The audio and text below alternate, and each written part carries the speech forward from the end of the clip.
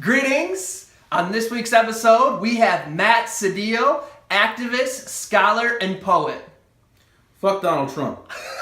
Here's why. That was awesome!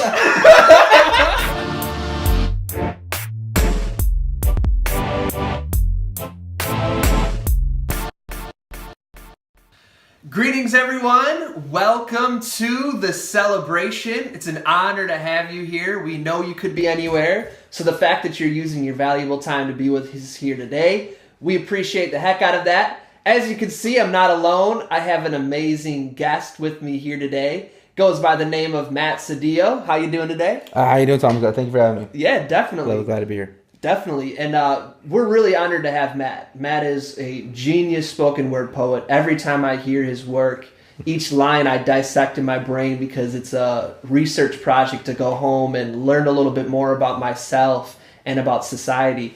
And Matt has toured nationally and performed at 70 universities throughout the United States. He's been featured in really awesome newspapers. Well, I don't know if they're awesome newspapers, but featured in newspapers and C-SPAN, all these amazing things. So, it's really an honor to have you here. Really appreciate that. Thank you again, Tom. Yeah, definitely. Yeah.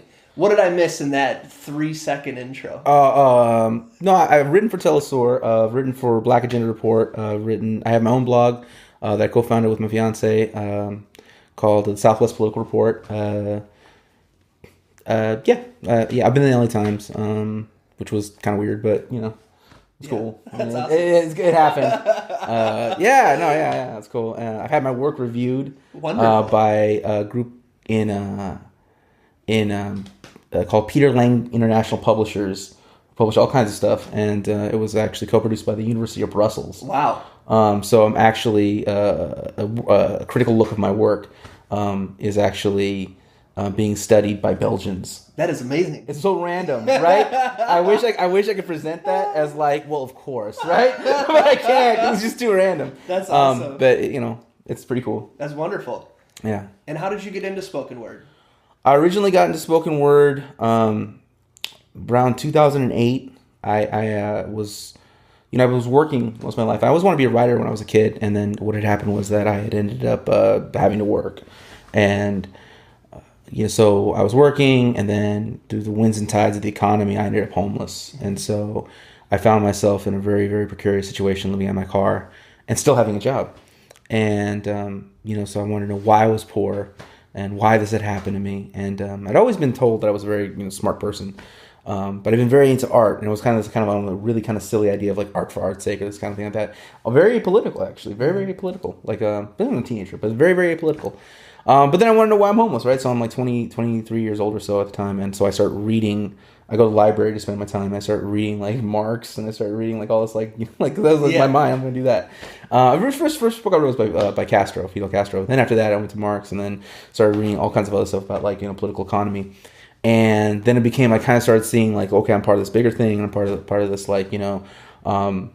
I'm a worker, right? And then I started reading more stuff, started reading more Chicano studies. I'm also within that, I'm also come from I guess what we call an impression nationality. I come from a group of people that were pushed off, out of all kinds of things, and ended up working in an economy, but working kind of below, and and then even when you get up, you still end up getting paid less than your counterparts, right? And so that was kind of things I began to understand. So I began to understand that it wasn't just about me; it was about something bigger. So then I had this dream that I was going to put away my dreams of being a bourgeois artist, and I was going to become a very, very serious proletarian intellectual, right? And this was my kind of idea. And then so my friend went to Mayday Rally, and he took me to a poetry reading, and afterwards we got there, and I saw someone get up and do a poem, and it was a very political poem. And in the same way that when you hear a celebrity on the radio or on TV and you can do the voice imitation, I knew I could do what that person just did. I knew I could create that kind of environment. I knew I could start one way, move another way, introduce new information, and then end with the information I introduced somewhere in the middle. I knew exactly what they did. I knew exactly how to do it.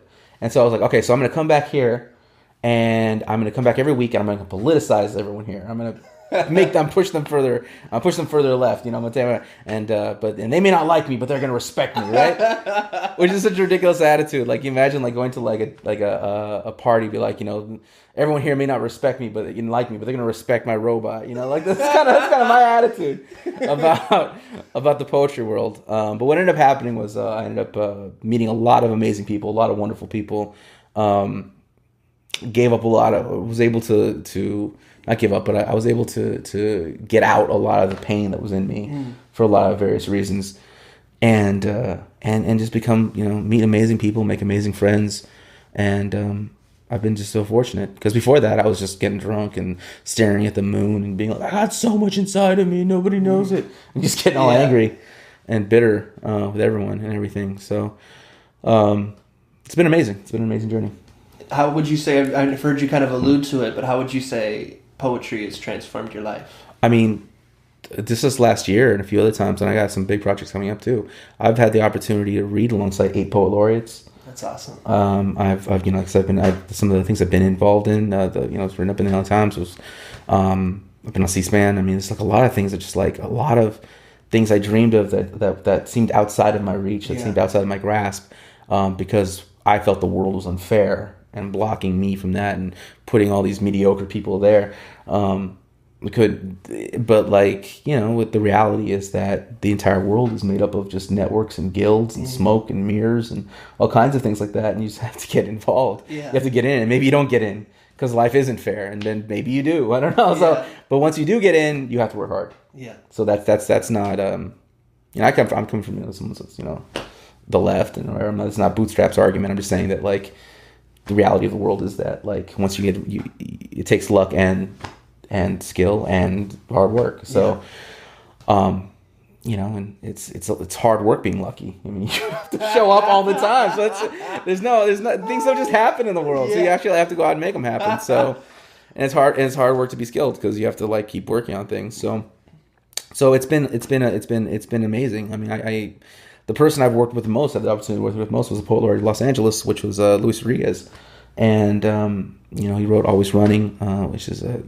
classic, and I've had the opportunity to work with him many times now, and so we got a couple more joint projects coming out next year. So I'm very excited about that. I'm very excited to that he's, you know, that he's honored me in such a way to work with me. I mean, like, and not like have me open up for him, like, no, actually like plan out these big ongoing projects, and so that, you know, that's been a real deep honor to me. I mean, it's been huge. I mean, it's been enormous. I mean, you're asking me this question, and it's completely reshaped my life. I mean, completely reshaped my life. That's wonderful. Yeah. You talked about hard work. Yeah. What does hard work for a poet look like? Getting exposure, first of all. Getting out there and getting your work out there, by being in many places, getting many things out there. You could be at a big event, you could be at a big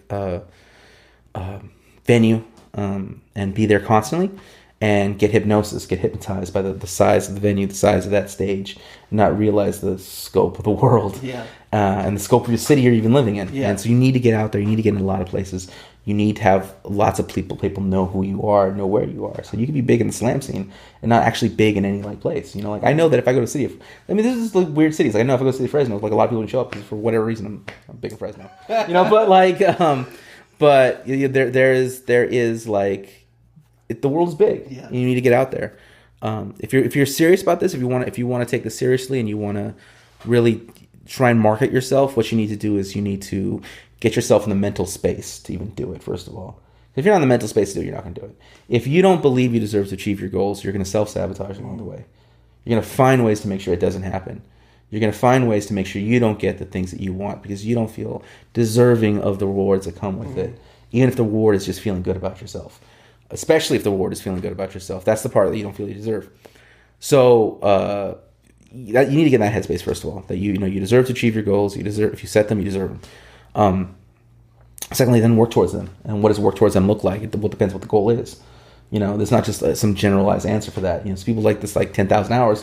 10,000 hours, but You can spend 10,000 hours just looking at a computer screen. Like what are those hours? Well, that is dependent upon what the goal is. Yeah. You know, and oftentimes people say things like you're not on, like levels, but you should embrace the concept of levels. Like there's this level and this level and this level, and when you're at this level, you can think about this level. Yeah. And when you're at this level, you can think about this level. Yeah. And it's like it's not people put you down with like that, and you should never embrace that. But the idea that okay, there are steps, there are processes, and here I'm at this process, here I'm moving up and up and up and up. Like I keep bringing up Luis, but like it's really good. It's really good. It's a perspective for me because I have a quote from him, and as well as some other people. I have quotes from him on my website. But if you go to his website, he has a quote from Bruce Springsteen, right? And if you go to Bruce Springsteen's website, probably got a quote from the Dalai Lama or something, right? And if the Dalai Lama has a website, who knows who's on it, right? But like, so it doesn't stop, right? Yeah. And then the other thing about Luis is that I watch him and I'm so inspired by him because like for me, a lot of people would say like, okay, Luis Rodriguez is like, he's, if they're gonna do like a documentary on like baseball, they don't do anything to do with with Chicanos in Los Angeles, whether it's a baseball game, whether it's gangs, whether it's lowriders, whatever it is. They're gonna interview Luis, right? Yeah. Because he's like their go-to guy, right? And so this guy, in many ways, is culturally, he's a cultural icon, but he's also as a writer like a living legend as a writer, right? But for him, he's not done. He's still working so hard every day to get something else going. Because at this point, he's not even looking at he still needs to make money, obviously. We all need to make money, but he's not just looking at the longevity or the establishment of his brand or his name or his reputation. At this point, he's looking at like building up his legacy. Like, how long will they talk about me after I'm dead? 50 years? 100 years? 150 years? And so on, right? And I'm not in any kind of position to be like, how do I build my legacy? And people talk to me centuries after I'm dead. I'm not in that position. I am, however, in a position to be like, how do I get to the point where when I walk into a room, if people are interested in this type of writing, they will immediately know who I am. You know what I'm saying? How do I walk into a room and have people know who I am if they're the type of person who knows who Santos Cisneros is?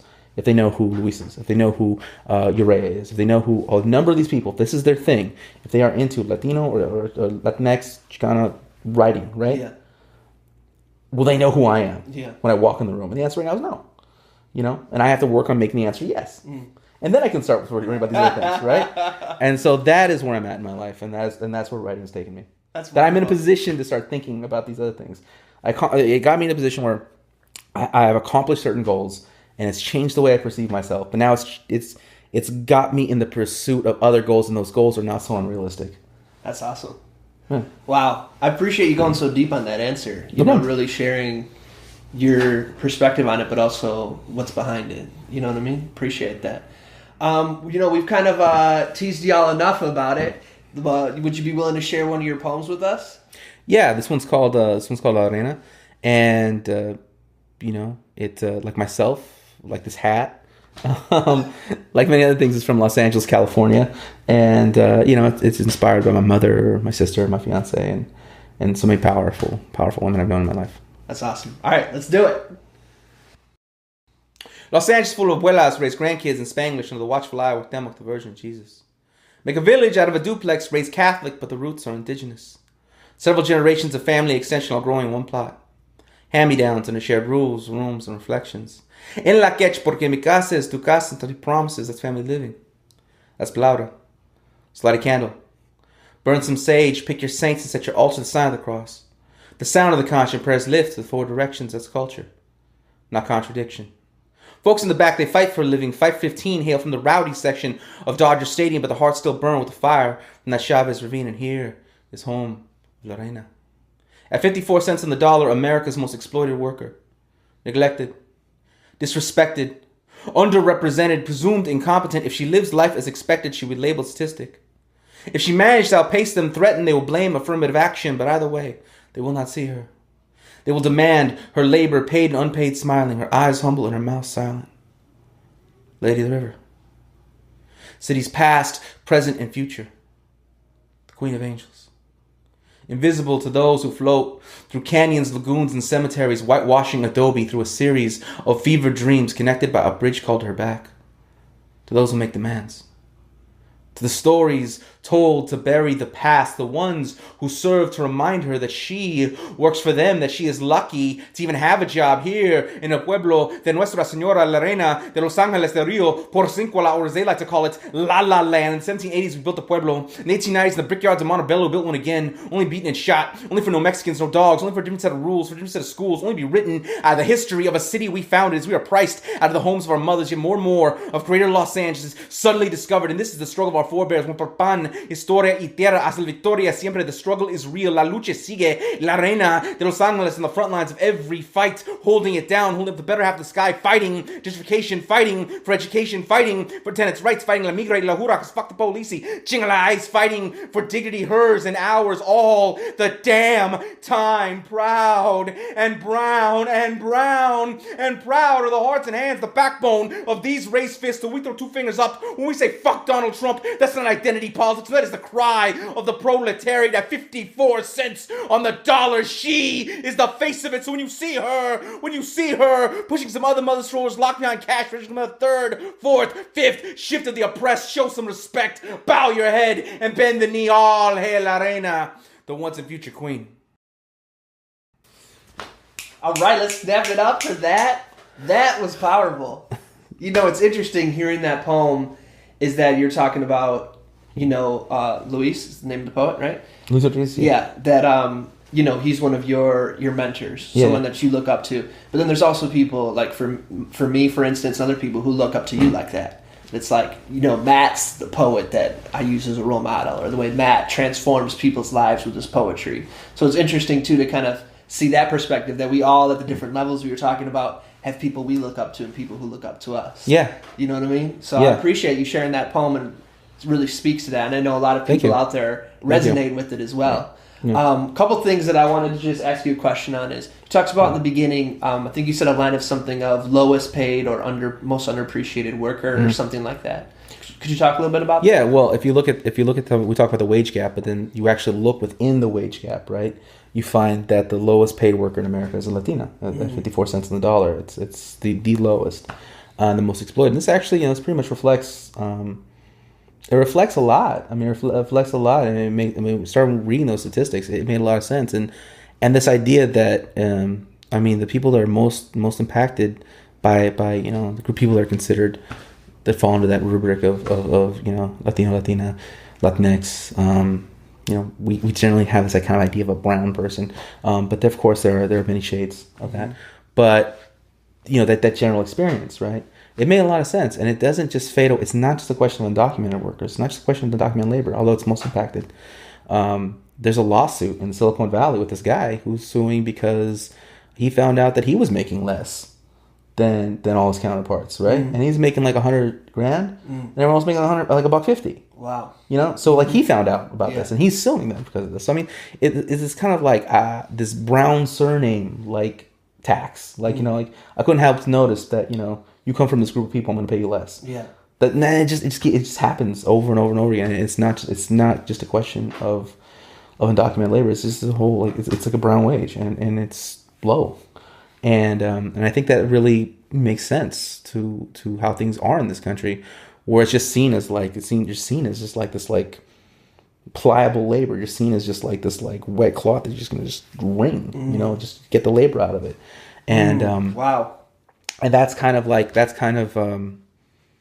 goes with my life experience, and it does something to you. It does something to you, because I mean, my whole family, like, you know, if somebody's unemployed or something like that, everyone will like jump on them to like go volunteer, go do something. You can't just sit there. You can't just sit there. So this idea that you can't just sit there, you have to work. I mean, you start internalizing this thing that you are a vessel of labor. You know, and you know, I have friends from different backgrounds, different ethnicities. Where you hear that, like, you know, get up and get a job, right? Yeah. But it's not as extreme. It's not as just like cult like as it is like in my own personal experience or my own like whatever. This like work cult. Yeah. That is just so common, so prevalent. Because of the way things are set up. The way things are set up is that, you know, you have to work, and like it's just brutal. It's brutal. I mean, it's some brutal stuff. So. That's where that comes from. That's what I was talking about. And you know, if she lives life as expected, she'd be labeled statistic as a part. But like, you know, if she managed to outpace them threaten, they will blame affirmative action, right? Yeah. So that's the flip side of it, right? So like, despite all these setbacks, despite all these things, despite all this whatever, you know, and whatever I say for myself goes doubly for women, right? You know, like I make it in these situations. I make it to places I'm not supposed to be, and that's when I experience the most extreme forms of racism. Like, you know, why are you here? You don't belong here. You shouldn't be here. And that's the kind of, you know, attitude I end up getting. I mean, I've been asked. I remember one time I was being interviewed by a school newspaper, and they asked me about, you know, they were asking me some broad question. I said something about the fact that college degrees aren't what they used to be, and that we're all struggling now. Even like, you can be so degreed, but you're still going to be struggling, and that's because for so many various reasons. But the chief one is like automation and how all these jobs are being replaced and they can't be staffed. And so you have a lot of people with degrees who don't have a place to really work. Yeah. And she said that, you know, that's really great that we're saying. I think it's true, but, you know, we are interviewing you because you're Latino. If we can get back to the part where you're Latino, that'd be great. Right? So, like, I don't want to, like, listen to your mind or what you have to say about the broad economy that we all live in. Yeah. I want you to get back to talking about rice and beans, right? That's kind of what she was telling me, right? Yeah. And she even in the interview asked me for a Latino experience. I mean, the whole thing was ridiculous. Yeah. The whole thing was ridiculous. But that's the kind of thing that happens all the time. This is the kind of thing that happens all the time. You know, like you're not here to be on stage to be the poet. You're here to serve us. You're here to, you know, and there's nothing wrong with serving people. There's nothing wrong with being of service. There's nothing wrong with having these jobs. But the idea that, you know, and there isn't anything wrong with having those jobs. And people shouldn't debase people that have those jobs. Right? That shouldn't happen anyways. No matter what color the person is doing the job, no one should be debased for that. That no labor should be debased. Yeah. Right? But this idea that labor is debased and you're designed for it because you're debased is so much that goes on in this society. And so that's kind of what that poem's about. What do you hope people walk away with from that, or what do you hope is the transformation experience they have while listening to it?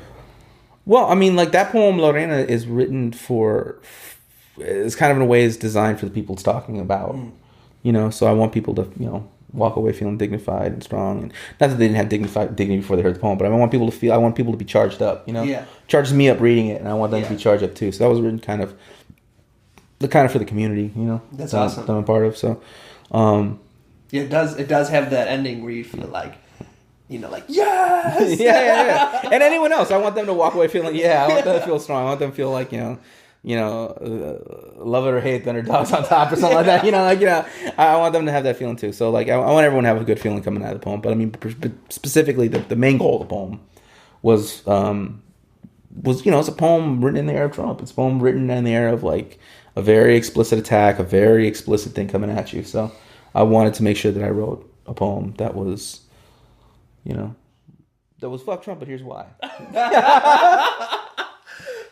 Best start to every conversation. Yeah. Fuck Trump, and here's why. Yeah. That's awesome. You said, I might forget the phrase, but something about, you know, that it lifts people up or gives people energy. What in life is lifting you up or giving you energy? What in life lifts me up or gives me energy? Well, I love to write. I love to get out and do things. I find that you know, I loving to write, actually.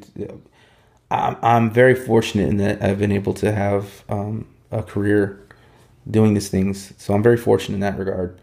But when I don't write, regardless if I'm touring, regardless if I'm at some school, regardless if something really exciting is happening in terms of, like, oh my goodness, you know, something you can tell your mom she's proud of you about, right? Something you tell your family they're all proud of you.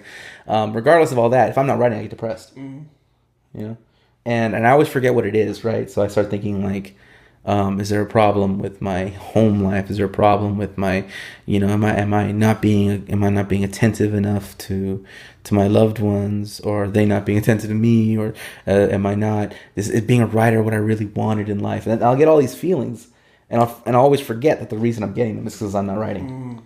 You know, and I'll think that I'll associate with whatever's going on. You know, like, you know. So, do you think it's because it helps process? Yeah, I think it's to help process. I think that or is it more of like a release? Well, I think release is part of a process.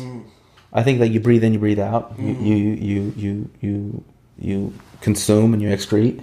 You know, the universe does similar things, and things go in our ear and they have to come out our mouth. I mean, so like I think that like if you allow things to go into your ear and you don't ever say anything, that's bottling it up, right? And that's when you get very unhealthy, and you start actually having physical ailments, and you start having mental breakdowns because you're not saying the thing you need to say because it went in your ear, so it has to come out. Yeah.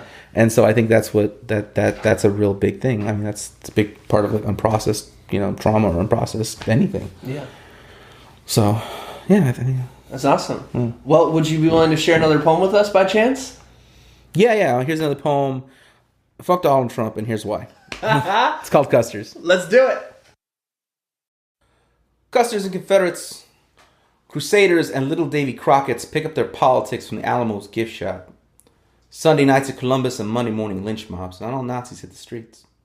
Not all Klan wash their own sheets. The keyboard cavalry sit comfortably behind. How's that racist? Let's try to stay objective. And the white to free speech. Fuck your words. Fuck your hat. Fuck your leader. Fuck his tan. Fuck a registry.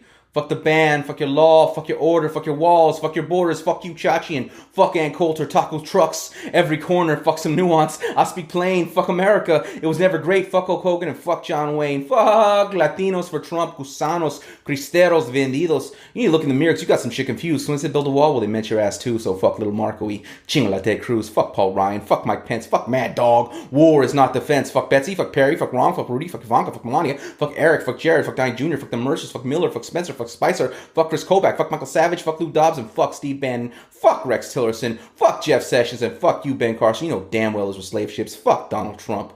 Fuck his whole crew. And if you're down with Donald Trump, well then fuck you too, little fucking custers. That was indeed.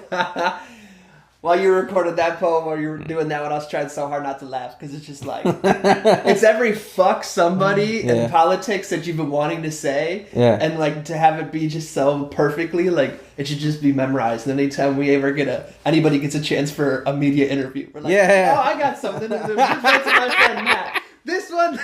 Yeah, that's right. And here's why. Yes, indeed. Yeah. Well, I remember reading this sometime, and it got a good audience response, and they got all mad. They're all like, that's not even poetry. That's not even whatever. I'm like, but did you hear? Like, what are you talking about, man? I had to, that took like 14 edits. Who said that? I don't even remember. It was just someone. That's not like, poetry. They're like, that's not like wordplay. Like, like I like your other stuff's got wordplay. Like that was like so basic. And I was like, actually, the thing you liked took 3 edits. Yeah. Fucking Donald Trump. That took like 16 different edits. Could get saying fuck this person, that person in a rhythm. Yeah. Like Paul Ryan, Mike Pence, Mad Dog, war is not defense. That actually, getting all my fucks in a line, getting my fucks in an order. That took a lot of editing actually. That was actually a very difficult poem to write. I believe it or not. that was much harder than some of the other ones. For that poem, let's have a chance to talk about what do you think that poem's when did you write that poem? I wrote the poem a couple months ago, and it was just like it was as he was getting his his cabinet was in place, and he was just all kinds of things were going on, and I knew I couldn't just have a fuck over it, so I had to actually put something in front of it. Yeah. And so that's when and also came around the time I started calling Trump supporters custers. I for a long time what was going on I was calling it the zombie apocalypse, right? Because there was like the wail of the white working class. I don't see that. I see a zombie apocalypse. Yeah. But then after that I was like, well, zombies can be any kind. That's not specific, right? So I'm like, no, these are custers, right? And then I thought about who Custer was, and I'm like, well, I should be a little more. It's not just custers. There's also Confederates. There's Crusaders, right? Yeah. So I was like, I'm gonna get it all in here. So it became custers, Confederates, and little Davy Crockett's. Crusaders, little Davy Crockett's. And then I got the Alamo gift shop, and then I like that line. Yeah. So it was basically just like this. If you look at what's going on, it's just this wide coalition of hate. Mm-hmm. You know what I'm saying? People ask well, what about groups like Latinos for Trump? My question is what about them? Mm. What about them? Yeah. Because if you actually look at their rhetoric, most of what is coming together is also just anti-border stuff. It's anti-immigrant. It's anti-migrant. It's it's anti people that are there essentially relatives and like distant relatives, and so fuck them, fuck them. That's and they're mostly Cuban too. So I mean, like at the leadership of the Latinos for Trump. So that's a whole different group of people. Yeah. And then other thing, but what about the ones here? What about like here in LA? Because you find them. Well, who are these groups that are Mexican, that are Central American, that are Salvadorian, Guatemalan, they're going big for Trump? Who are they? Well, who are they? They're mostly evangelicals. Yeah. Right. So this is like this bunch of religious like zealots and maniacs. So I'm not really into like looking at like I'm not into parsing this. I mean, this is a coalition of hate. Yeah. And they're not all just standard white supremacists. Blonde, blue-eyed, Nazi-looking people. They come from various groups to come together to hate. Yeah. So that is what it is, and so like that's what just kind of lumping it all together and getting whatever. I don't know. People act sometimes like they feign ignorance and they say like, well, what about this? What about that? So you don't have to be white to be a white supremacist. Yeah. That's Just like Bell Hooks always says, patriarchy has no gender. Yeah, I mean, yeah, exactly. Yeah, exactly. And you're looking at the most like openly. It's not just the most openly white supremacist election in my lifetime. It's also the most openly misogynist. I mean, beyond just patriarchy, like just totally open misogyny, just open hatred, just open just violence, a call to violence. It's the most openly patriarchal, but it's also the most openly just vicious misogynist, vicious just horrible shit. And so like it's a coalition of people who came together over some horrible shit. And if you look at what happened in Charlottesville, I mean, it's just more horrible. It's just a group of horrible people. Yeah. And they come from all economic backgrounds, and they come from various things. But let's not lie, it is overwhelmingly white. Yeah. It's overwhelmingly white. Yeah. And it's not one income bracket of white either. Yeah. It's not just what's portrayed, which is kind of like the Archie Bunker vote, right? Yeah. Just like this like poor two nickels rubbing together, maybe rural, maybe white people who like out of deliverance or something like that. Yeah. They're the ones that voted for Trump. Like in all reality, there's about like 10 million people like that. Maybe like anywhere between 10 to 15 million people in America who are white and like living under like at that level, right? Yeah. 60 million people voted for Trump. Yeah. So like the overwhelming majority of people are like these suburban commandos. Yeah, college educated, women and men. Yeah. Yeah. These are suburban commandos. These just mid-income to high-income white people, because most white people are mid to high-income. Yeah. Period. So like this image that's over here somehow it's what they deem the white working class, which is such a ridiculous term, over here, and not the CPA, and not the dentist, and not the Well, why do you think there's such an investment? Office manager. Yeah, exactly. Why do you think there's such an investment in portraying the Trump supporter as this kind of white person rather than your everyday white person? Because it's just a way to shift the blame. It's a way to put the blame over there. I mean, I think that people like that group of people that they're kind of saying like that they're trying to demonize as the Trump supporter. If you actually poll those people, support for Trump is very high. So I'm not trying to like get them off the hook. Yeah. What I'm saying is that group of people is small in comparison to the quote unquote everyday white person. Yeah. The people that like are documenting something like the Wonder Years or something like that, right? But the support for Trump, if you go up there, it doesn't shift. It doesn't move. Like the numbers stay the same, and there's no way that the kind of like, I guess we're called liberals, can deal with that. They cannot deal with the fact that the vast majority of Trump supporters are the type of people are your cousins. Yeah, my cousins. yeah, your cousins for example. I'm like they're your cousins, and like and that's just the way it is. Yeah. And that's the facts. That's the facts. And that is fact. Yeah. And so, like, that is the way it is. And so, they can't deal with it. They can't deal with it because it's too painful, or it's too whatever, or I don't know why. I mean, it challenges their own notions about themselves. Because for the most part, like, if you really look at the things going on right now, the way some people are responding to what happened in Charlottesville, they're talking about, they're saying like, okay, that was horrible, but well, what about Antifa? Or what about this? Or what about that? Or what about there's wrongs on both sides and like that, right? And like the truth of the matter is, like if you're really in a position where you're invested that you're thinking that no matter how bad someone is, no matter, even Nazis deserve sympathy, then you are by definition a Nazi sympathizer. That's what you are. Yeah. If you're asking me to be sympathetic towards Nazis or the pain of Nazis or the problems of Nazis, you're actually a Nazi sympathizer. So I do feel that most people who are making those arguments about both sides, when the time comes, if there is a confrontation in our lifetimes, they will side with the Nazis. Mm-hmm. Period. Yeah. Or be the bystanders who said nothing while people were being burned in villages right next door. Well, that is siding with Nazis, though. Yeah. That is siding with Nazis. I mean, but I don't even think they would be like, whatever. I actually think that if provoked, they will point. It's not that they will just stand there and say nothing. And they're not going to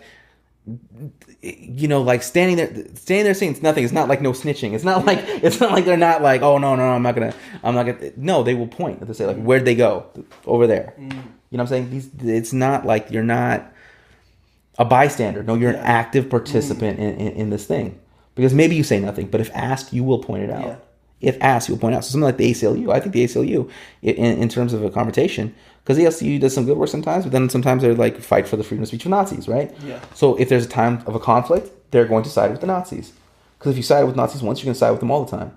If you side with this group once, it doesn't mean anything. You will side with the Nazis.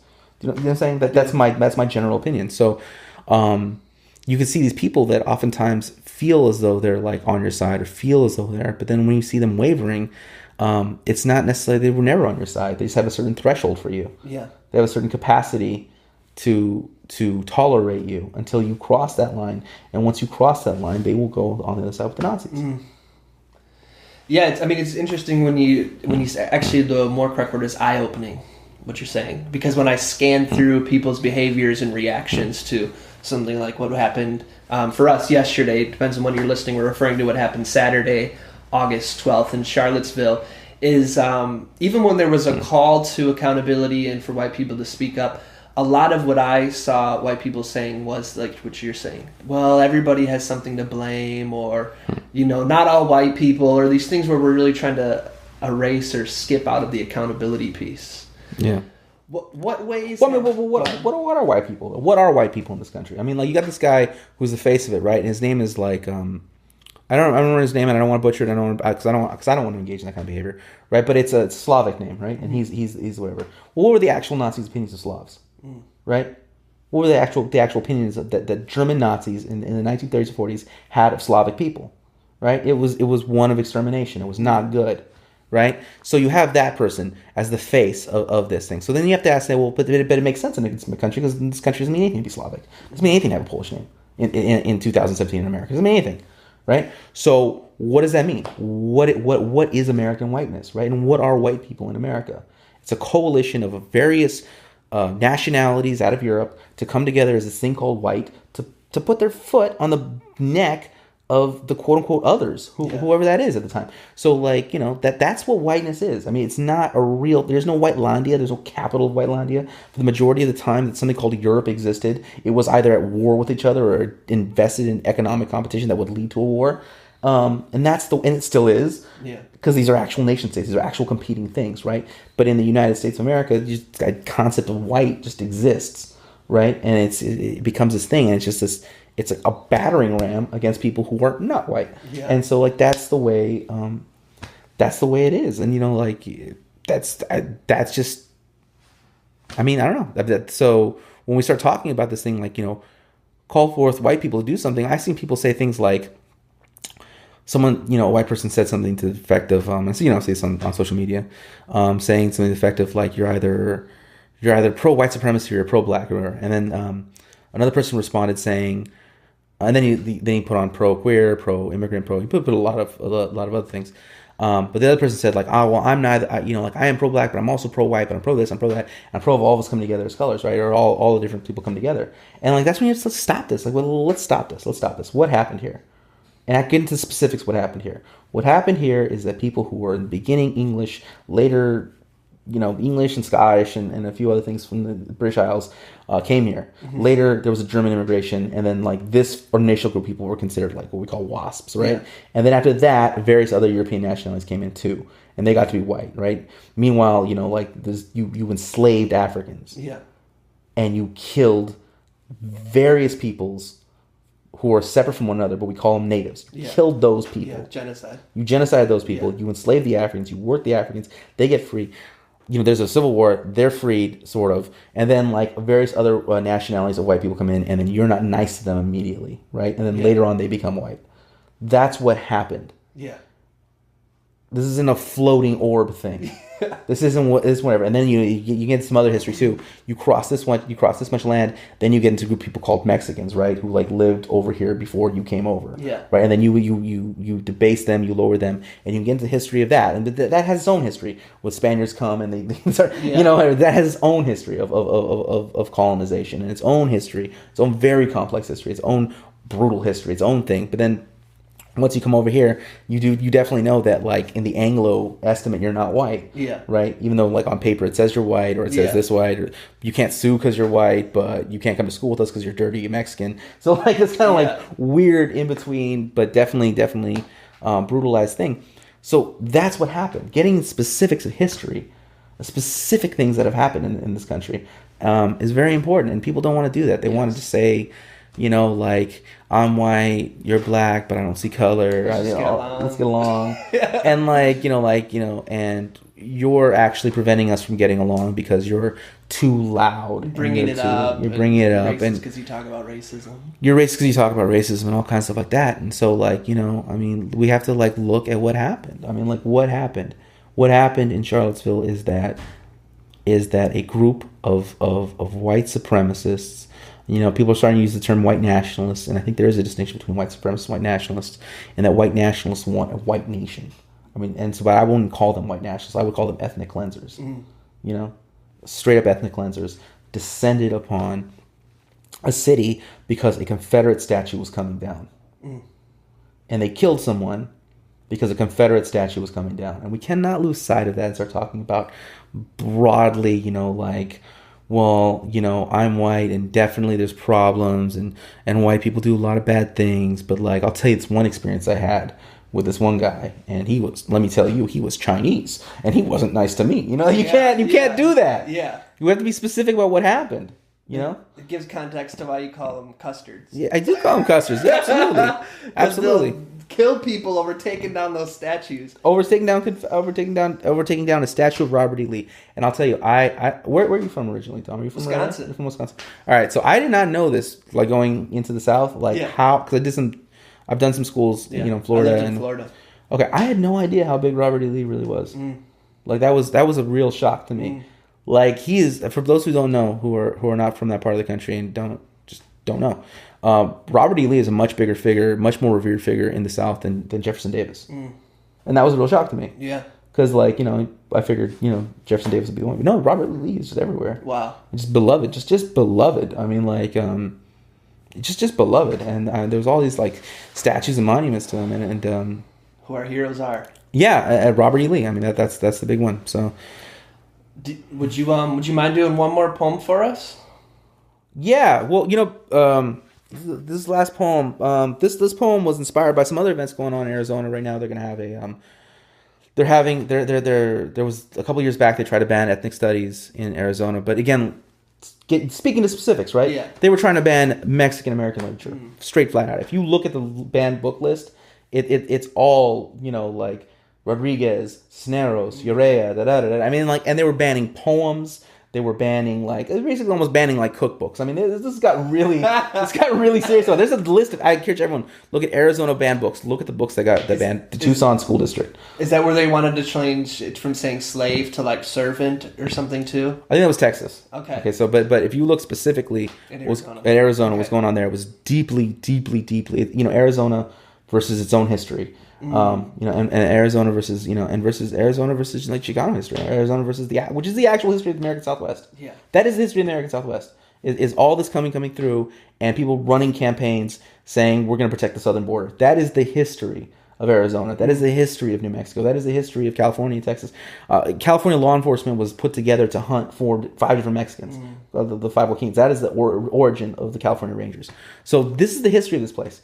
And so this poem comes out of that experience. It has references to 5 banned books, including one written by Luis Rodriguez. So the name of this poem is Pilgrim. Some were born to summer homes and palatial groves where pain was only to unfold from the pages of secret gardens where red fern grows, but not I. See, I come from the stock of star-eyed astronauts who breathe the night sky with big dreams and wide eyes, always running down the devil's highway through occupied America, on the way back to house on Mango Street and all those other books you don't want us to read. Raised on handball off the back wall of a panaderia born east of the river post Mendez versus Westminster, one generation moved from red lines, and diplomas that were signed that those dreams in that skin need not apply. See, I come from struggle. And if my story offends you, it was only because you made the mistake of seeking your reflection in my self-portrait. See, this may not be about you.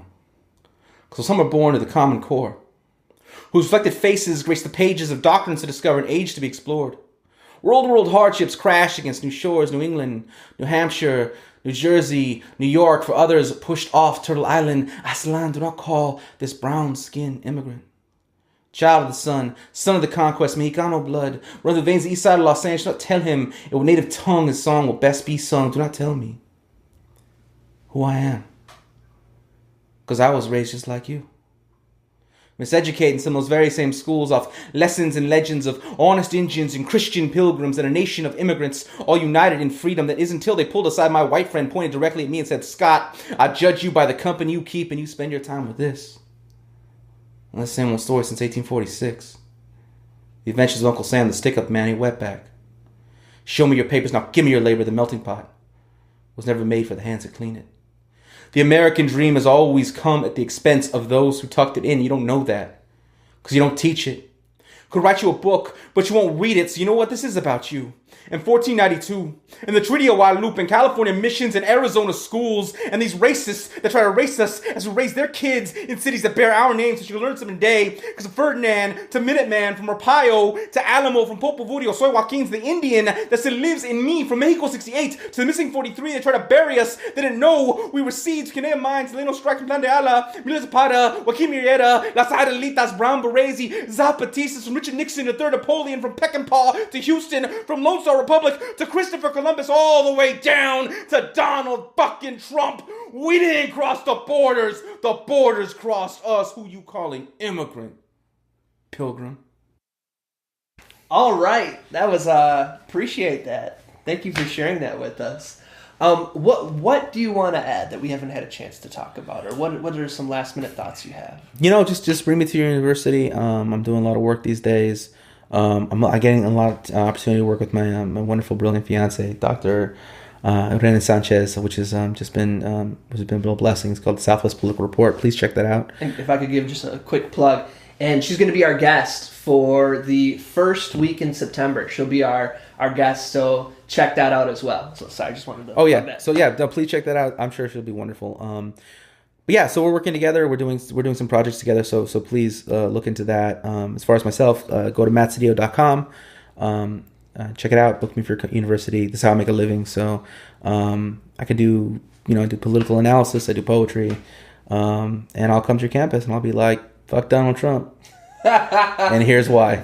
And of course, you've been seeing up top, tomerl.com/Matt is where all the show notes are. So all of Matt's contact information is there. I highly suggest you follow him on Facebook. Are you on anything else besides Facebook that you use regularly? Yeah, Instagram is just like linked to my Facebook. So that Facebook's weird. Yeah, Facebook. Matt's Facebook has changed my life. There's posts you've done that have made me just be like, what am I doing with my life? And just changed my behavior. I've mentioned it was that Orange is the Black New Season where the dad put a gun to the kid's head. You remember that? Ridiculous. The kid wouldn't eat fries, so his dad puts a gun to his head. Yeah. It's like a Dominican family, so it's like supposed to be like, and the white cops be like, oh no, I can't join this family because, And you posted something, and I was like, it's true. This whole season has just been this psychological warfare in my brain. Why am I watching this? So, Matt's posts have changed my life. I highly recommend following him as well. And I know before you've posted tangible steps, for example, if you go to a university, there are universities that have lots of money to bring people in. And for student orgs, it's as simple as you just going to a meeting with a form, asking for what the person wants. They usually give you half, so hint, ask for double. And you can bring that in. It doesn't cost you anything. And you get to put on this awesome event. So if you're at a university right now, find a student organization or start one or join one and suggest, let's bring Matt in. It's totally awesome. It's great. It can be an opportunity for your whole campus to have a dialogue. Do you do writing workshops as well? Writing workshops. I do writing workshops, performances. And the workshops are actually they're actually highly developed. I mean, I've been doing a lot of them. So. Yeah. So they're highly developed. Yeah, and also if you bring me to your campus, what I will do is I will go to depending on what group it is, I'll go to your library, I'll go to your student bookstore, and I'll find out how many books are relevant to your experience on that campus, and then I'll come talk to you about how few there are usually, and talk about what it means when people tell you to be objective and how ridiculous that is. Because I'll break it down for you. I mean, and I'll tailor it to your campus. I know I do that pretty quickly. That's wonderful. So join the list. He's already been to 70 campuses. Let yours be one of them. It'll change your life in the campus that you're a part of. My friends, this has been awesome. And just as you know, every feature ends up being the feature for our live and online expression session, which is going to be Sunday, August 20th from noon p.m. Pacific Standard Time. That's 3 p.m. on the East Coast, 8 p.m. Nigeria or London time. You can join us anywhere in the world, either with your phone or your computer, and Matt's going to be our feature. So join us for that. Anything in signing off? No, just go to mattsedillo.com, southwestpoliticalreport.com. Indeed. As always, wishing you peace and blessings. Thank you. Greetings, Tom Earl here. I hope you enjoyed that episode of The Celebration. I wanted to touch base because a lot of people have been having some amazing questions about the Celebration Academy. And so I wanted to give you a back-end perspective or a back-end insider's view of what is the Celebration. So the Celebration is an individualized learning platform where you get your own learning profile, and it has all of your lessons, your videos, your handouts, the MP3 downloads, everything you need right here on your own learning platform that you log into. And it's a 6-week course that, just like the podcast, it's a place for leadership, inclusion, and expression where we live as the best version of ourselves. Except with this, it takes a step-by-step systemic approach that builds upon each week so that you connect with your gifts and your purpose while taking your leadership, your expression, your communication, and your relationships to the highest level of the best version of yourselves. It's a great program. As you can see, each week has 2 lessons, and they're in great sizes, 15 minutes each lesson, so that you can complete one lesson on the way to work and complete the other one on the way home from work, or however you'd like to break this down. So you can just go click right in. Here's your video. It's great. You can download the MP3, all your handouts. You can have comments here where your classmates or I can respond. It's great. And if you sign up right now, you're going to see right here that I include the achievement roadmap right there for you. At the same time, if you sign up right now, you get a one-on-one coaching session with me, which is going to be great.